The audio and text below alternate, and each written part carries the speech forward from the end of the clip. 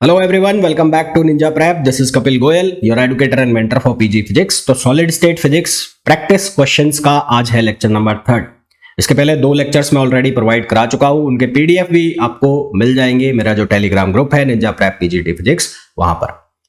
Solid state physics के जो ये प्रैक्टिस क्वेश्चंस मैं करा रहा हूं, मैंने आपको पिछले लेक्चर में भी कहा था, फिर कह रहा हूं कि अभी रिसेंटली फ्यूचर में जो भी फिजिक्स लेक्चरर के एग्जाम होने वाले हैं, चाहे फिर वो स्कूल लेक्चरर का हो, चाहे वो कॉलेज लेक्चरर का हो, चाहे वो जेकेपीएससी के लिए हो यानी कि जम्मू कश्मीर के लिए, या फिर वो यूकेपीएससी के लिए हो, या फिर वो पंजाब के लिए हो मास्टर कैडर के लिए या लेक्चरर कैडर के लिए, और whether it is for RPSC second grade और फर्स्ट ग्रेड, ये सभी जगह आपको काम में आने वाले हैं। तो अभी ना देखो तो बाद में जब तुम्हारे एग्जाम आएंगे तो तुम्हें देखने ही पड़ेंगे। अगर तुम लोगों ने फॉर्म भरे हुए हैं, मतलब मेरे थ्रू ना देखो तो ये क्वेश्चन तुम्हें करने ही पड़ेंगे। तो एग्जाम ओरिएंटेड क्वेश्चन है, एग्जाम ओरिएंटेड क्वेश्चन है, तो अगर एग्जाम में पास होना है तो इस तरह के क्वेश्चन तुम्हें करने पड़ेंगे। खैर, तो इस वीडियो का भी जो पीडीएफ है वो Telegram group Ninja prep PGT physics वहां पर अवेलेबल होगा। तो अगर आपने अभी तक भी ग्रुप ज्वाइन नहीं किया है तो उस ग्रुप को ज्वाइन कर लो।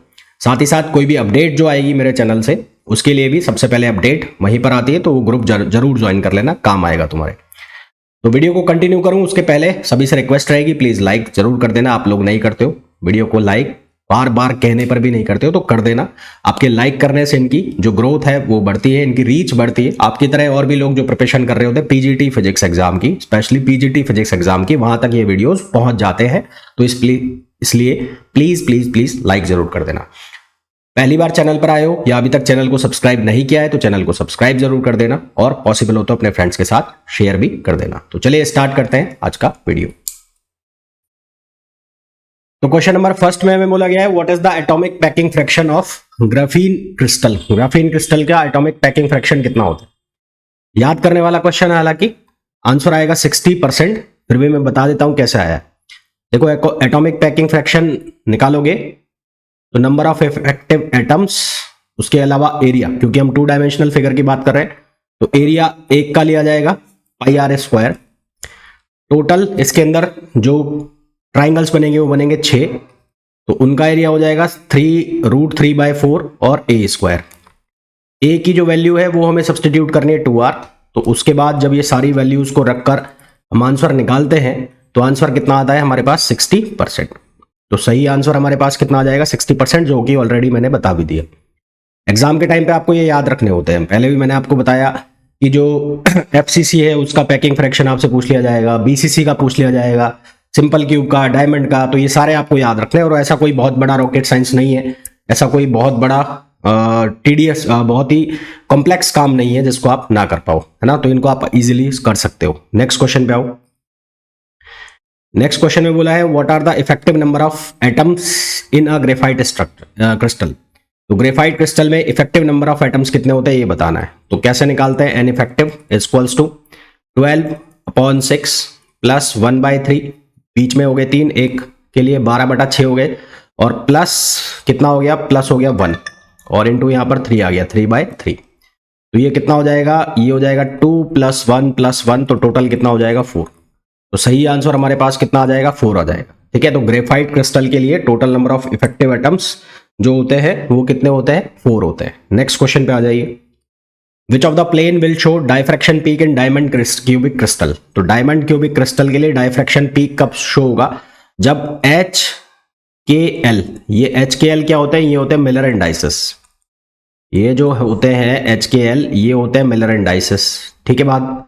अब फॉर डायमंड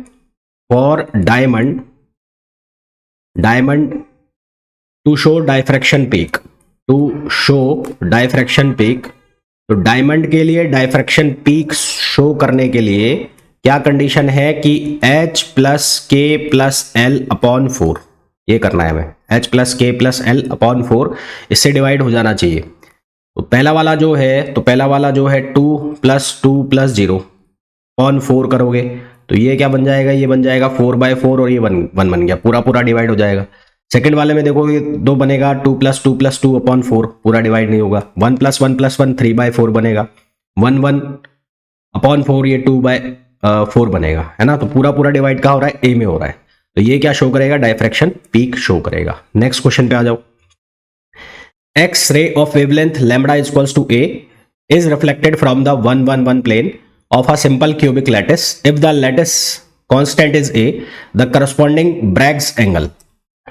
तो हमारे पास फॉर्मूला होता है 2d sin theta is equals to n lambda. ये फॉर्मूला है। d की जो वैल्यू है वो किसके इक्वल होती है, a upon under root h square plus k square plus l square, ये वैल्यू होती है। प्लेन कौन सा है, 111, तो यहां पर क्या वैल्यू रखी जाएगी, ये होगा a अपॉन रूट 3।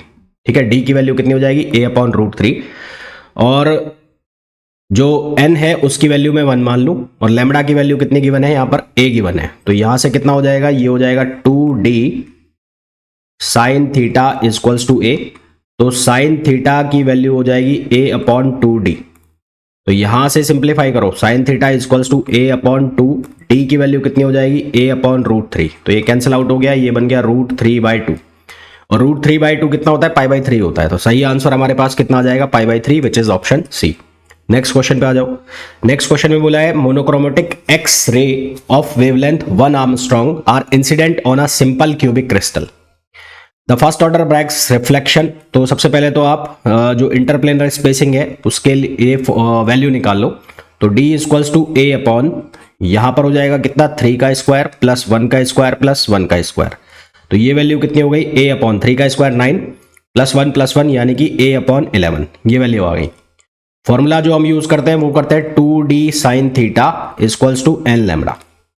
तो यहां पर वेवलेंथ कितनी है, 1 आर्मस्ट्रॉन्ग है, यानी कि लैम्बडा की वैल्यू जो है वो कितनी है, 1 आर्मस्ट्रॉन्ग है। क्लियर। उसके बाद फर्स्ट ऑर्डर है, यानी कि n की वैल्यू कितनी है, 1 है। लेटिस पैरामीटर की वैल्यू निकालनी है, a की वैल्यू निकालनी है। लेटिस पैरामीटर मतलब किसकी वैल्यू निकालनी है, a की, और एंगल कितना दिया है आपको, 30 डिग्री। तो यहां पर वैल्यू सब्स्टिट्यूट करो, तो ये हो गया a अपॉन रूट 11, जो कि हमने यहां से वैल्यू फाइंड आउट की है। ये हो जाएगा साइन 30 डिग्री, यहां पर 1, ये 1 हो जाएगा। ठीक, तो यहां से बनेगा 2 into a upon root 11, sine 30 degree की वैल्यू 1/2, और ये 2 से 2 कैंसिल, तो a की वैल्यू कितनी हो जाएगी, अंडर रूट 11। तो a की वैल्यू कितनी हो गई, अंडर रूट 11, जो कि ऑप्शन हो गया डी। नेक्स्ट क्वेश्चन पे आ जाओ। नेक्स्ट क्वेश्चन में बोला है metallic copper is known to form cubic crystal and the lattice constant is measured from X-ray diffraction studies to be about 0.36 nm. If the specific gravity is 8.96 gram per centimeter cube, one can conclude that ये formula से मतलब ये value निकाल के कि हमें ये बताना है कि कौन सा ये क्रिस्टल बनेगा। तो अगर मैं बात करूं फ्रीक्वेंसी की, ठीक है, तो यहां पर हमें ये गिवन है स्पेसिफिक ग्रेविटी। तो स्पेसिफिक ग्रेविटी की जो वैल्यू है न्यू, ये एक तरह से क्या दी हुई है, डेंसिटी दी हुई है। ग्राम पर सेंटीमीटर क्यूब है तो डेंसिटी दी हुई है, स्पेसिफिक ग्रेविटी है ना, तो ग्राम पर सेंटीमीटर क्यूब डेंसिटी का फॉर्मूला लिखा हुआ है, डेंसिटी की वैल्यू है ग्राम पर सेंटीमीटर क्यूब। तो 8.96 ये डेंसिटी की वैल्यू लिखी हुई है। ठीक है, किसकी वैल्यू है, डेंसिटी की वैल्यू है।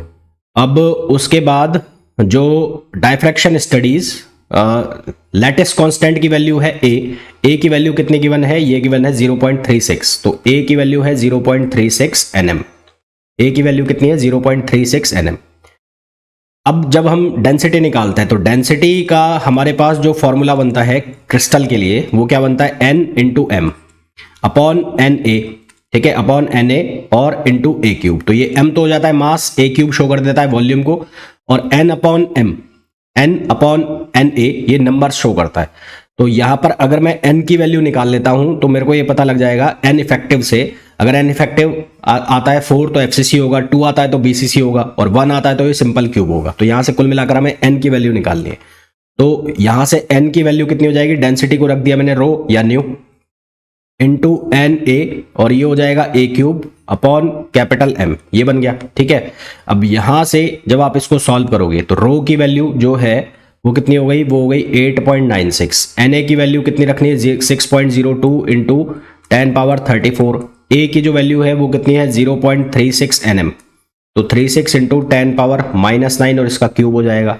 अब ओवर m, तो कॉपर का जो मास है वो यहाँ पर शायद गिवन नहीं है, तो कॉपर का मास हमें चाहिएगा। ठीक है, तो ये शायद यहाँ पर डेटा गिवन नहीं है। तो इसको जब हम सॉल्व करेंगे, मैं एक बार मैं बाद में लिख दूंगा, चलो इसको करेक्शन कर लेंगे। तो यहाँ से आपको n की वैल्यू निकालनी होती है, n की अब n की जो भी वैल्यू आएगी तो उसके अकॉर्डिंगली आंसर आ जाता है। अब यहाँ पर ये डेटा गिवन नहीं है तो प्रॉपरली आंसर यहाँ पर निकलेगा नहीं, तो मैं यहाँ लिख देता हूँ कि इफ n इक्वल्स टू, अगर आपका लमसम 4 आता है तो ये बनेगा FCC, यदि n की वैल्यू 2 आती है तो ये बन जाएगा BCC, और n की वैल्यू यदि 1 आती है तो ये बन जाएगा सिंपल क्यूब, है ना, उसके अकॉर्डिंगली आंसर आ जाएगा। होगा ऐसे ही, और मैं आपको ये ऑलरेडी पहले भी बता चुका हूँ कि इसके ऊपर भी ऑब्जेक्टिव क्वेश्चन बन जाता है ना, पहले भी मैंने आपको कहा है कि ये जो फॉर्मूला है डेंसिटी का, इसके ऊपर भी ऑब्जेक्टिव क्वेश्चन बनता है। नेक्स्ट क्वेश्चन पे आ जाओ। नेक्स्ट क्वेश्चन में बोला है consider a X-ray diffraction from a crystal with a body centred lattice, BCC है the lattice plane for which there is no diffraction peak, जिसके लिए कोई डायफ्रैक्शन पीक नहीं हो वो लैटिस प्लेन बताना है। तो for BCC to have diffraction peak, BCC to have diffraction peak, BCC में डायफ्रैक्शन पीक के लिए, इसके लिए क्या कंडीशन है कि H plus K plus L जो हो वो क्या हो, इवन हो, ये वैल्यू क्या आनी चाहिए, इवन आनी चाहिए। तो अगर मैं सेकंड का सम करता हूं तो ये आएगा इवन, 1 + 1 2 आएगा, इसी तरह से C में जाओ तो 2 + 2 4 आएगा, इसी तरह से D में जाओ तो 2 + 2 + 4 ये भी इवन आएगा। मैं अगर इसका सम करता हूं 1 + 2 + 0 तो ये बनेगा 3, जो कि इवन नहीं है ना, जो कि इवन नहीं है। तो ये जो बनेगा 1 + 2 + 0 ये इवन नहीं है, इसका मतलब यहां पर कोई भी डायफ्रैक्शन पीक शो नहीं होगा। ये जो छोटी छोटी चीजें मैं बता रहा हूं आपको, इनको याद रख लेना है ना, कि ये कई बार ऐसा होता है हम थ्योरी में ये चीजें नहीं पढ़ते हैं और क्वेश्चंस इनके ऊपर आ जाते हैं। तो ये जैसे मैंने आपको बताया डायमंड के लिए बताया, इसके पहले भी मैंने आपको पहले वाले लेक्चर्स में भी क्वेश्चन कराए हैं इसके जैसे ही, फिर मैंने आपको यहां पर बताया। तो ये छोटी छोटी चीजें आप याद रखना, सो दैट एग्जाम में अगर क्वेश्चन आए तो फिर अटकोगे नहीं। नेक्स्ट क्वेश्चन पे आ जाओ। Which fold rotation symmetry is not possible, कौन से में पॉसिबल नहीं होती, 1 फोल्ड पॉसिबल है, 2 फोल्ड पॉसिबल है, 5th फोल्ड पॉसिबल है, 4th फोल्ड पॉसिबल है, 5th फोल्ड जो सिमेट्री है रोटेशन वो पॉसिबल नहीं होती है। ये हमने थ्योरी में भी पढ़ा है, याद करने वाला क्वेश्चन है, याद होना चाहिए। सही आंसर क्या आ जाएगा, C आ जाएगा। नेक्स्ट क्वेश्चन पे आओ। Calculate Einstein frequency for copper for which θe 230 kelvin. तो फॉर्मूला सबसे पहले तो आपको आइंस्टीन जो टेम्परेचर का फॉर्मूला है वो याद होना चाहिए। तो आइंस्टीन टेम्परेचर फॉर्मूला, तो ये फॉर्मूला क्या होता है, ये होता है θe = hν/E। तो पहला तो ये है कि हमें ये याद रखना है ये फॉर्मूला। अब हमें पूछा है आइंस्टीन फ्रीक्वेंसी, तो ν/E, तो ये कितना हो जाएगा, ये हो जाएगा E × θe/h, E × θe/h। E की जो वैल्यू लेनी होती है वो हमें लेनी होती है 1.38 × 10⁻23। अब ये जो E है यहाँ पर E, ये एक तरह से क्या है भाई, 1.38 किसकी वैल्यू आती है, 1.38 वैल्यू आती है बोल्ट्जमान कांस्टेंट की। तो ये बोल्ट्जमान कांस्टेंट की तरह काम कर रहा है। θe की जो वैल्यू है वो कितनी दी है, 230, तो ये 230 हो गया। और H की जो वैल्यू है वो 6.02 × 10⁻34 आपको लेनी है। आंसर जब आप निकालोगे तो ये आंसर आएगा 4.794 × 10⁻12, है ना। बहुत आसान सा क्वेश्चन है, ज्यादा चांस होते हैं इसका फॉर्मूला पूछ लिया जाए। तो आंसर फिलहाल तो यहां पर आंसर आ जाएगा A, पर फिर कह रहा हूं ज्यादा चांस होते हैं इसका फॉर्मूला पूछ लिया जाए। नेक्स्ट क्वेश्चन पे आइए। नेक्स्ट क्वेश्चन सेम सा क्वेश्चन है, वही कैलकुलेट आइंस्टीन फ्रीक्वेंसी करनी है, सेम आपको करना है, ये होमवर्क के लिए है ना। आंसर मैं बता देता हूं आपको, आंसर आएगा इसका B। आप चेक कर लेना, अगर आ जाता है तो बहुत अच्छी बात है, नहीं तो आप मुझसे पूछ लेना। सेम फॉर्मूला लगेगा जो इसके पहले वाले क्वेश्चन में हमने यूज किया था। नेक्स्ट क्वेश्चन पे आ जाइए। नेक्स्ट क्वेश्चन में बोला गया है the specific heat of C of a certain substance at very low temperature is found to depend on absolute temperature T according to the relation C = AT³। C = AT³, A = constant। If units are calories, gram and Kelvin, degree, what unit A have। तो A की unit हमें बतानी है। तो C मतलब है specific heat, तो specific heat की जो यूनिट होती है वो क्या होती है, वो होती है कैलोरी पर ग्राम केल्विन,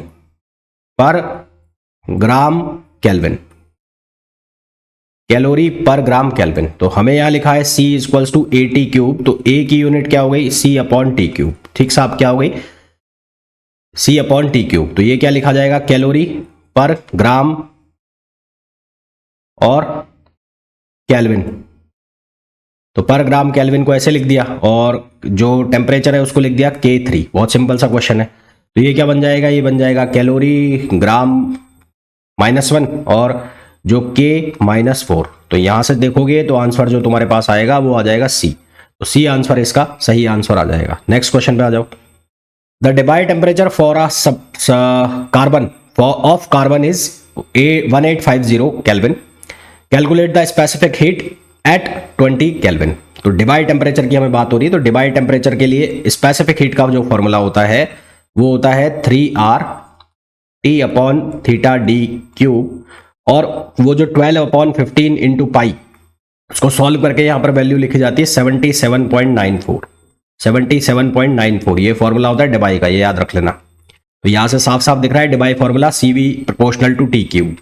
ये भी पूछ लिया जाता है डिबाई टी क्यूब लॉ जिसको कहते हैं, जिसको क्या कहते हैं, डिबाई टी क्यूब लॉ। ये भी ऑब्जेक्टिव क्वेश्चन बनता है। क्वेश्चन बन जाता है कि डिबाई के अकॉर्डिंग जो स्पेसिफिक हीट है इनमें से किसके प्रोपोर्शनल होती है, टेम्परेचर के साथ क्या रिलेशन होता है। यहाँ पर वैल्यू डाल लिया आपको, यहाँ पर स्पेसिफिक हीट 20 केल्विन पर और डिबाई टेम्परेचर थीटा डी है वो 1850 दिया हुआ है, तो यहाँ पर वैल्यू डालनी है। तो CV इक्वल्स टू 3R और T की वैल्यू हो गई 20 और ये हो गया 1850 और ये क्यूब हो गया, और यहाँ पर 77.94 रहेगा ही।